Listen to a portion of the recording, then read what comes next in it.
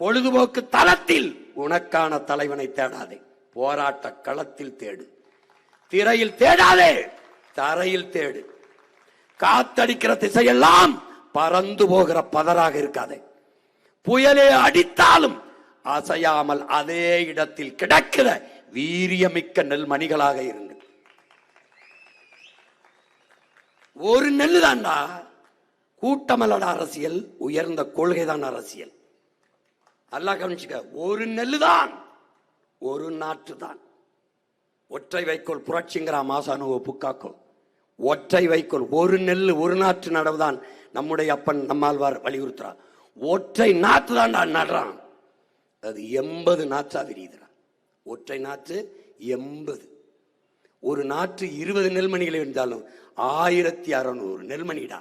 ஒரு நெல் 1600 நெல்மணியை உருவாக்க முடியும் என்றால், ஒற்றை மகன் 36 லட்சம் நெல்மணிகளை விளைய வைக்க முடியும் என்றால், 36 லட்சம் நெல்மணிகள் எத்தனை கோடியாக பெருக்கும் என்பதை அறிவு சமூகம் புரிஞ்சுக்கணும்.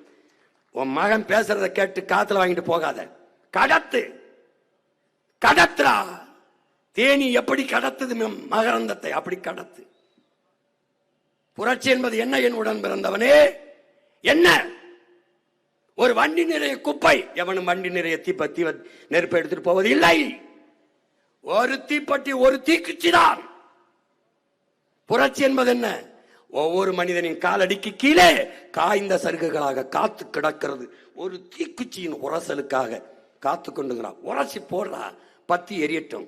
தனி மனிதன் சீமான் இங்க பாரு, ஒரு சிறிய விளக்கு மெழுகுவர்த்தியில் இருக்கிற தீபத்தை அப்படின்னு ஊதுனா அணைஞ்சிரும்டா. வாய்கிட்ட ஊதுற காத்தே அணைச்சிருது. தனியா திணின்னு சின்ன நெருப்பா இருந்தா. இதே நெருப்பு அடர்ந்த காட்டுக்குள் பற்றி பெருநெருப்பாக மாறுகிற போது எந்த காற்று ஊதி அணைத்ததோ அந்த காற்று ஊதி ஊதி ஊதி வளர்க்குது.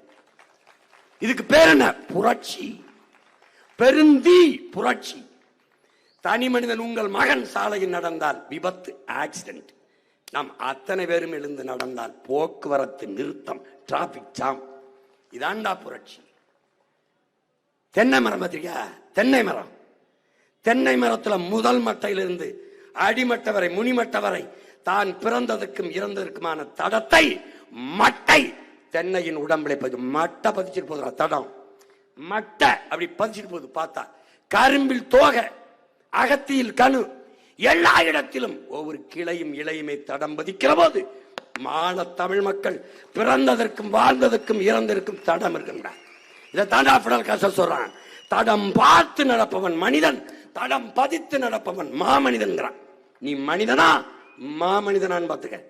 பிறந்தா இருந்த தடம் தெரியாம போகாதரா, வரலாற்றில் வாழ்ந்தாண்டா அப்படின்னு இருக்கணும். சொல்றான்டா விரல் விட்டு இத்தனை முன்னவர்களை, அப்படி வாழணும். இறந்த பிறகு வாழ்க்கை இருக்குன்னு நீ, உயிர் இருக்குன்னு நினைக்கிறியா? இன்னொரு பிறப்புங்கிறத நீ நம்ப மறுக்கிற. இருக்குல்ல, மறுபிறப்பு இருக்குல்ல. அந்த பிறப்பிற்கு உடலும் இல்லை, உயிரும் இல்லை, புகழ் இருக்கு. வள்ளுவ பெருமகனார் இருக்கானா? இல்லையடா, இல்ல. பிறந்து இறந்து போனான், ஆனால் இறந்தும் இரவா புகழ் பெற்றான். எப்படி? 2000 ஆண்டுகளாக தமிழ் மக்களோட இருக்கான் அவன்.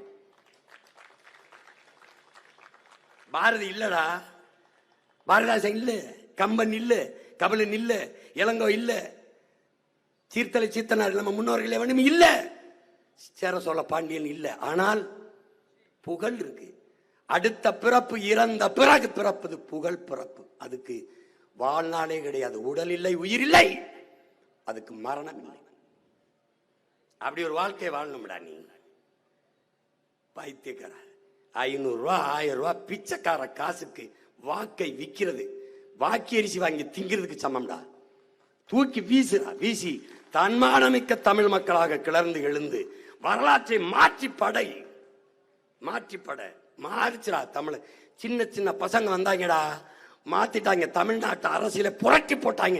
எழுது, இந்த தேர்தலை 23 எழுது, ஒற்றை விரலால் எழுது. உழவர் குடியோன் விவசாயிக்கு வாக்கை செலுத்தி தூக்குட. என்னந்த சூரிய ரெட்டல விவசாய சின்னத்தை விட உயர்ந்த சின்ன இருக்கா சொல்ற. என்ன விசில் உதிர் தெரிய போறியா? நீ தெரிய போறியா? என்ன வேணா திரையரங்களை ஊதி தெரிஞ்சா, தியேட்டர்ல ஊதி தெரிஞ்சா, இப்ப தெருவில் ஊதி தெரியுத. ரெண்டு ஒண்ணு தானடா. அங்க அடிச்சா விசில பிங்க அடிக்கிற. சூரியன் ஓட்டு போட்டு அவங்க வீட்டுல விடி, நாட்டுல எங்கடா விடியுது? எங்க விடியுது? ரெட்டலை அது 60 வருஷமா மொட்டலையா தான் இருக்கு, அடுத்தலையே விடல. என்னத்த விடுது? எங்க விடுது? எவன் தோற்றாலும் தோற்றான்னு இருக்கலாம், விவசாயி தோற்றான்னு இருக்கக்கூடாது. எத்தனை லட்சம் வேளாண் கோரி பெருங்குடி மக்கள் இருக்கிறீங்க. உங்க போராட்டங்கள் எல்லாம் உங்கள் மகன் நிக்காத நாள் இருக்கா? உங்கள் குரலோடு என் குரல் ஒலிக்காதது இருக்கா? உங்கள் வேர்வையோடு என் வேர்வை கலக்காம இருந்திருக்கா? அப்போ உங்களுக்காக நின்ன என்னோடு இந்த நேரத்தில் நிற்காமல் எப்போது நிற்க போகிறீர்கள்? எல்லா போராட்டங்கள் என்ற மகனோடு இந்த தருணத்தில் நிற்காமல் எப்போது? எல்லா பிரச்சனையும் தந்தவனோடு, எல்லா பிரச்சனையும் தீர்க்கணும் வந்தவனோடு யாரோடு நிற்க போகிறீர்கள்? யாரோட? பகுத்தறிவதும் என்ன, எது சரி என்று பகுத்து வகுத்து ஆய்ந்து தெளிந்து முடிவெடுக்கிற திறன் தான் பகுத்தறிவு. அது கூட எல்லாமே என்னப்பா? என்னது? அநீதிக்கு துணை போய்கிட்டு எத்தனை காலத்துக்கு திருப்பீங்க? அநியாயம்னு தெரியுது. அநீதியை எதிர்க்கு துணிவில்லாமல், அநீதியை எதிர்த்து அச்சமின்றி துணிந்து எதிர்த்து போராடுகிறவன் எவனோ அவனே உண்மையான ஜிகாத் என்கிறார் ஸல்லல்லாஹு அலைஹி வஸல்லம் நபிகள் நாயகம் அவர்கள். நீ எங்க அநீதியை எதிர்த்து துணிஞ்சு போராடுற? புரட்சித்தீய அநீதிக்கு எதிரான புரட்சித்தீயை பற்ற வைக்கவே நான் வந்தேன் என்கிறார் இறைமகன் இயேசு. அவர் பற்ற வைத்த புரட்சித்தீயை நான் பற்ற வச்சுட்டு ஓடுறேன், நீ எச்சியை காரி திருப்பி அணைச்சிக்கிட்டே இருக்கிய தொடர்ந்து. எங்க நீ எரிய விடுற? எங்க எரிய விடுற? அஞ்சுவதும் அடிவணிவதும் தமிழன் பரம்பரைக்கே கிடையாதுங்கிறான் என் தலைவன். எவனுக்காக சரணடைஞ்சிருக்கானடா? 206 வழக்கு வாங்கின இந்திய நாட்டில் ஒரு அரசியல் கட்சியை நடத்துற ஒரு தலைவனை சொல்றான். 260 வழக்கு வாங்கின ஒரு மகனை சொல்லு, சொல்லு பாப்போம். என்ன கொள்ளையடிச்சனா, இல்ல கொலை பண்ணனா, இல்ல என்ன பண்ண லஞ்சம் வாங்கினா, ஊழல் செஞ்ச ஒண்ணு பேசுனேன் அவ்வளவுதான். 200 ஒரே நாள்ல 100 வழக்குடா, ஒரே நாள்ல 100 வழக்கு. செஞ்சுரி அடிச்சவன் நான் ஒருத்தன் தான். நான் ஏறாத நீதிமன்றம், இருக்காத சிறை சொல்லு பார்ப்போம். ஏன்? விழுந்து விட்ட தமிழ் பேரினத்தின் எழுச்சி. என்னை வளர்த்தவன் அப்படி. எப்படி? நான் செத்தாலும் சரி என் இன வாழணும், நான் வீழ்ந்தாலும் சரி என் இன எழணும். என் இனத்திற்கு வேண்டியது விடுதாய், விளை தலையானாலும் தருவேன். இதான் எங்க கோட்பாடு. ஏனால் உயிரினும் மேலானது எங்கள் உரிமை. என் உயிர் எனக்கு மட்டுமான இழப்பு, என் உரிமை என் ஒட்டுமொத்த இனத்திற்குமான இழப்பு. அதை விட உயிரை இழக்கலாம், உரிமை இழக்கக்கூடாதுங்கிற கோட்பாட்டோட நிக்கிற பிள்ளைகள். போட்டா போடு, போடலைன்னா போ. என் கடமை, நான் பேசணும், பேசிட்டேன். உன்னோட பிறந்துட்டேன், வயிற்றுல பிறந்துட்டேன், அதுக்கு என் பிறவி கடமை செஞ்சுட்டேன். வர்ற தேர்தலை பயன்படுத்திக்க, விட்டாத இந்த மகனை கெட்டியா பிடிச்சுக்க. நாடும் மக்களும் நல்லா இருக்கணும்னா இந்த தேர்தலை நீ ஜெயிக்க வைக்கல, எவனாவது மனுக்கு எடுத்துக்கிட்டு வந்த கொன்னே விடுவேன். அண்ணே வீடை இடிக்கிறான், அண்ணே நிலத்தை பறிக்கிறான், அப்ப ஓட்டு போடும்போது எங்க வைக்கலிச்சா நீ? ஏன்னா எல்லாம் தெரியுது, எல்லாம் தெரியுது. அநீதியை தர்றவன், இந்த பிரச்சனையை தந்தவனே ஜெயிச்சுக்கிட்டு இருக்கானே. எப்படி? யார் போடுறா ஓட்டு? யார் போடுறா? எத்தனை காலத்துக்கு இந்த தவறை திருப்பி திருப்பி செய்வ? எல்லாரும் வீதிக்கு வந்துட்டு போராடி, அப்புறம் எப்படி உனக்கு போராட்ட தந்தவன் திருப்பி அதிகாரத்துக்கு வர? எப்படி வர? கள்ள ஓட்டு போட்டுக்கிறானா? எப்படி வர்ற? பயன்படுத்திக்க, இந்த தேர்தலை பயன்படுத்திக்க. நீ இது இல்ல, இன்னும் 35 கூட்டம் இருக்கு. ஒவ்வொரு நாளும் போட்டு காட்டுவேன். கல்வி எப்படி கொடுப்பேன், வேலை வாய்ப்பு இங்க பேசிட்டல, வேற ஊர்ல போட்டு காட்டுறேன் பாரு, எப்படி வேலையை பெருக்கி கொடுப்பேன் வாழ்விடத்துலன்னு. நீ கவனி. எல்லாத்தையும் ஒரே நேரத்தில் போட நேரம் இல்லைல்ல. நாளைக்கு வேற கூட்டத்தில் காட்டுவேன். செல்போன்ல போ, யூடியூப் போ, லேட்டஸ்ட் ஸ்பீச், சீமானோட லேட்டஸ்ட் ஸ்பீச்னு தட்டு வந்துடும். பாரு, கொஞ்ச நேரம் பாரு. தேவையில்லாம பொழுத போக்குறதுக்கு இதை பார்த்து ஒரு நல்ல பொழுத ஆக்கு, தயவு செய்து ஆக்கு. புரியுதா? இப்போ இந்த மாவட்டத்தில் போட்டியிடுற, திருவண்ணாமலை மாவட்டத்தில் போட்டியிடுகிற நாருயிர் தம்பி மென்பொறியாளர் கணேஷ் அவர்கள், எங்களுடைய தகவல் தொழில்நுட்ப பிரிவிலே முதன்மையான தளபதியாக இருக்கிற நாருயிர் தம்பி கணேஷ் அவர்களுக்கு நீங்கள் வேளாண்குடி மகன் விவசாயி சின்னத்தில் வாக்கு தர வேண்டும். அடுத்ததாக என் அருமை தங்கை ஆரணி சட்டமன்ற தொகுதியிலே போட்டியிடுகிற தவமணி ரமேஷ் அவர்களுக்கு முதுநிலை வணிக மேலாண்மை கற்ற என் தங்கைக்கு வேளாண்மை விவசாய சின்னத்திலே வாக்கு செலுத்தி வெற்றி பெற செய்ய வேண்டும். பிறகு என்னுடைய அன்பு தம்பி திருவண்ணாமலை மாவட்டத்திலே திருவண்ணாமலை சட்டமன்ற தொகுதியிலே போட்டியிடுகிற வழக்கறிஞர் சு விக்னேஷ் அவர்களுக்கு விவசாய சின்னத்திலே வாக்கு செலுத்தி வெற்றி பெற செய்யுங்கள்.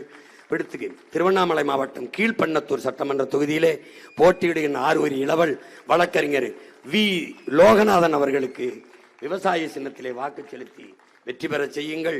அடுத்ததாக திருவண்ணாமலை மாவட்டம் கலசப்பாக்கம் சட்டமன்ற தொகுதியிலே இளங்கலை கல்வியல் படித்த என் தங்கை சீதா அவர்களுக்கு வாக்கு செலுத்தி வெற்றி பெற செய்யுங்கள். அடுத்ததாக போலூர் சட்டமன்ற தொகுதி இளங்கலை கணிதம் படித்த என் தங்கை உமாதேவி பிரகாஷ் அவர்களுக்கு விவசாய சின்னத்திலே வாக்கு செலுத்தி வெற்றி பெற செய்யுங்கள். திருவண்ணாமலை மாவட்டம் செய்யாறு சட்டமன்ற தொகுதியிலே போட்டியிடுகிற என் அன்பு இளவல் வழக்கறிஞர் மு தமிழ்ச்செல்வன் அவர்களுக்கு விவசாய சின்னத்திலே வாக்கு செலுத்தி வெற்றி பெற செய்யுங்கள். உங்கள் பிள்ளைகள் எங்களின் வெற்றி, உங்களின் வெற்றி. எங்களின் அதிகாரம் எம் மக்களுக்கானது, உங்களுக்கானது. நீங்கள் செலுத்தும் ஒவ்வொரு வாக்கும் நம் மொழி காக்கும், இனம் காக்கும், மண் காக்கும், அதன் மானம் காக்கும், எதிர்கால நம் தலைமுறை பிள்ளைகளின் வாழ்க்கையை பாதுகாக்கும் என்ற எண்ணத்தை கருத்தில் கொண்டு உங்கள் வாக்குகளை உங்கள் பிள்ளைகள் எங்களுக்கு செலுத்தி வெற்றி பெற செய்யுங்கள். புரட்சி எப்போதும் வெல்லும். உங்கள் பிள்ளைகள் எங்களின் வெற்றி அதை சொல்லும். எங்கள் இலக்கு ஒன்றுதான், இனத்தின் விடுதலை. இனம் ஒன்றாவோம், இலக்கை வென்றாவோம். தமிழ் தாய் வாழ்க, தலைவர் பிரபாகரன் வாழ்க. நாம் தமிழர்.